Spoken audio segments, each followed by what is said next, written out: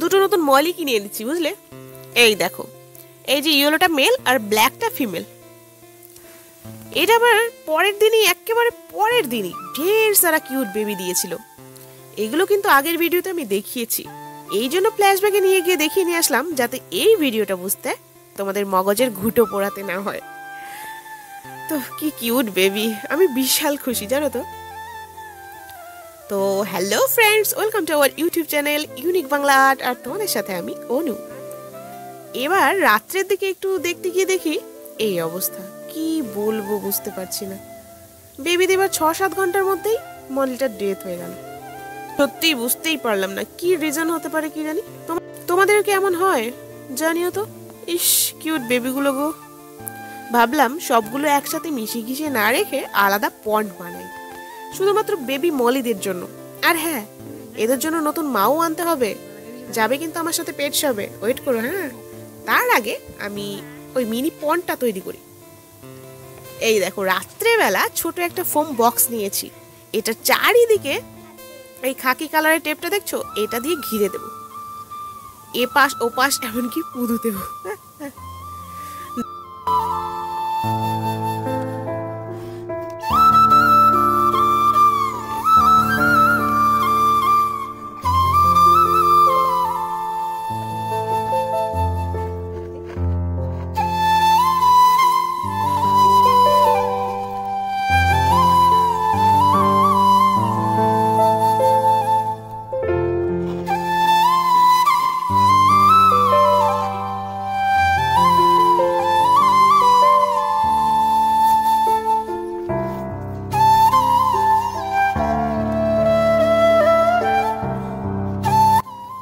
দেখো কমপ্লিট। এটা থাক, এবার চলো মাঠ থেকে ওয়াটার প্লান্ট নিয়ে আসি। সেদিন দেখিয়ে নিয়ে আসলাম না, আবারও যাবো সেইখানে। এ হলো গামলা, আর আবারও সেই আমাজনের জঙ্গল পেরিয়ে আমি আর আমার বীরপুত্র চললাম অ্যানাকন্ডার খোঁজে, সরি ওয়াটার প্লান্টের খোঁজে। অ্যানাকন্ডাও থাকতে পারে এই জঙ্গলে, অবিশ্বাসের কিচ্ছু নেই।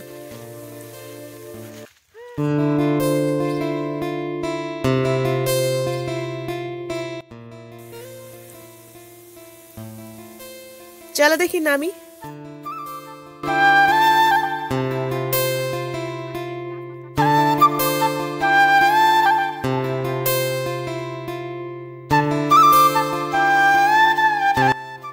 দেখো শুধু, নাম কিন্তু একটাও বলতে পারবো না, জানি না।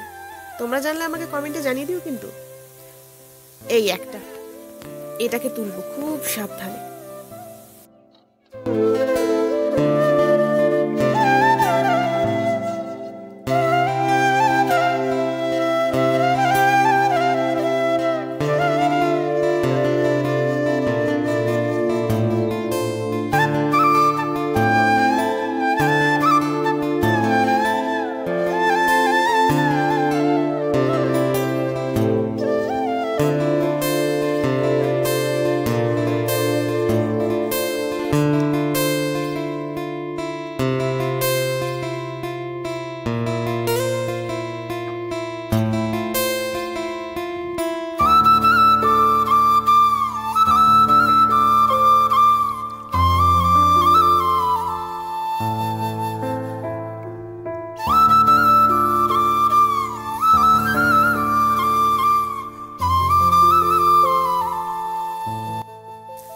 এই একটা,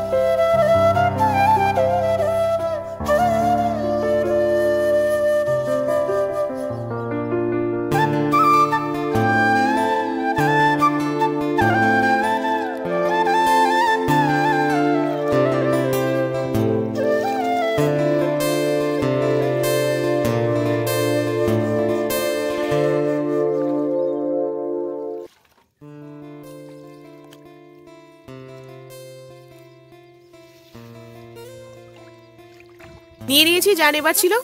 বাবা কি মুখ পোড়া রোদ রে ভাই, ওই যে আমার 1000 টাকার মাল।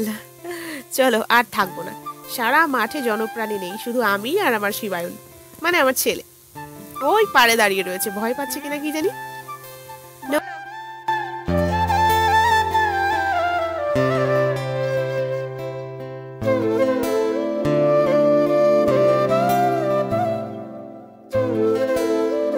নৌকা জলে হেইও, চলো বাড়ি যাই।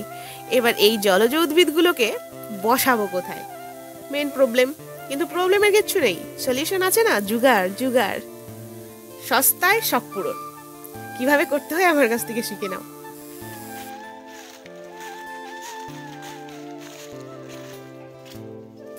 মালাই খুঁজতে হবে, মালাই, এমন মালাই নিতে হবে যে মালাইগুলোর পেছনে ছিদ্র আছে।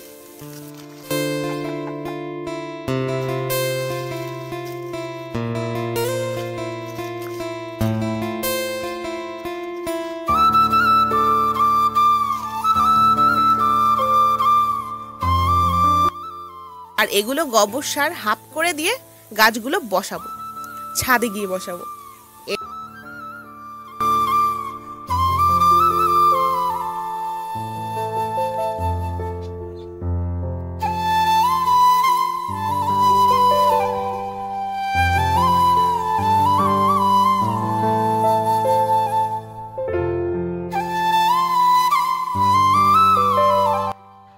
এই যে বসিয়ে নিয়েছি, এবার বালি ছাকা যে পাথরগুলো হয় না, সেই পাথরগুলো দিয়ে চাপা দেবো, যাতে পন্ডের জলের মাটি গুলে না যায়, তাহলে ঘোলা হয়ে যাবে। এবার সবগুলো একে একে বসিয়ে নিই।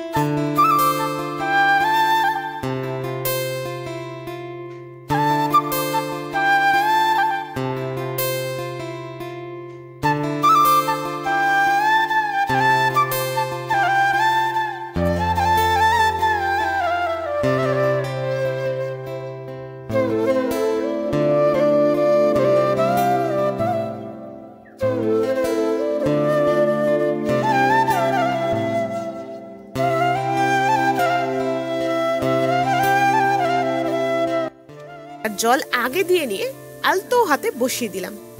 দেখো ভাই লোক, ও ভাই কি লাগছে। এবার ফিশগুলোকে 10-15 মিনিট সেট করে নিয়ে ছেড়ে দেব।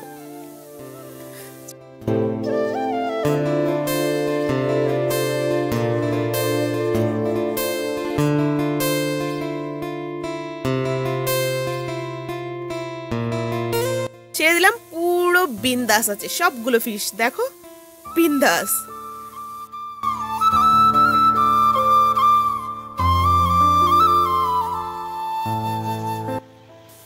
এই হচ্ছে পেট শপ, নিউ বেবি দিয়েছে বলে গামলায় রেখেছে ফিশগুলো, দেখেছো?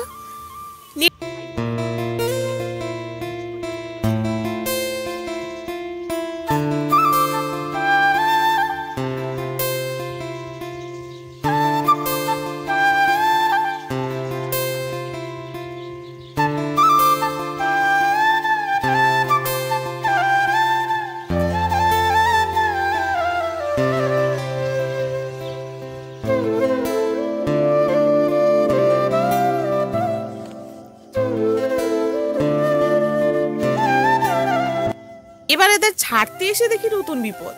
দাঁড়াও, এদের আগে ছেড়ে নি, দেখাচ্ছি।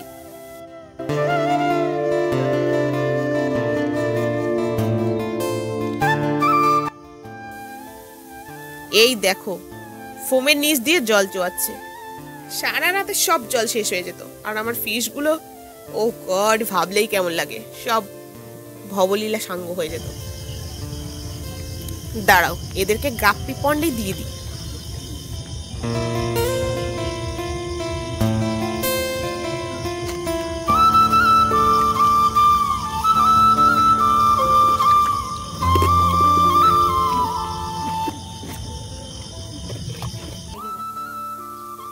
এবার পরের দিন সকালে দেখো নতুন আনা ফিমেলটা না এত ট্রেস নিতে পারেনি জানো, একবার ফোমের বক্সে রাখলাম, আবার জল চুয়াচ্ছে বলে আবার এইখানে রাখলাম, এক্সপায়ার করে গেছে। আর বাকি সব ঠিকই আছে। এর বেবিগুলোকে দেখো, দেখো কি সুন্দর পরিপূর্ণ হয়ে গেছিল গো। উফ, ভালো লাগে না। দেখো আমি জানি আমার প্রত্যেক সাবস্ক্রাইবার এবং প্রত্যেক ভিউয়ার্সই পেটস লাভার, তাই তোমাদের মনে কষ্ট দিয়ে ব্লগ শেষ করব সেটা আমি কোনোদিনই করতে পারবো না। তাই খুশির খবর হলো আমার লক্ষ্মী গাপ্পিটা আবার প্রেগনেন্ট হয়েছে। আর এই গাপ্পির যে প্রথম দিয়ে বাচ্চাগুলো ছিল না, সেগুলোর বাচ্চা নেই ভাই, চৌবাচ্চা হয়ে গেছে। দেখো এই বেবির ফিমেলগুলোর মধ্যে 3-4টেও প্রেগনেন্ট। তো খুব শীঘ্রই আমরা ঢের সারা বেবিস পেতে চলেছি, কি বলো তোমরা? ওফ, ভেবেই খুশি লাগছে। তো ভাই সকল, আজ টাটা, সবাই ভালো থেকো, রাধে রাধে, আর সবাইকে শুভ শারদিয়া।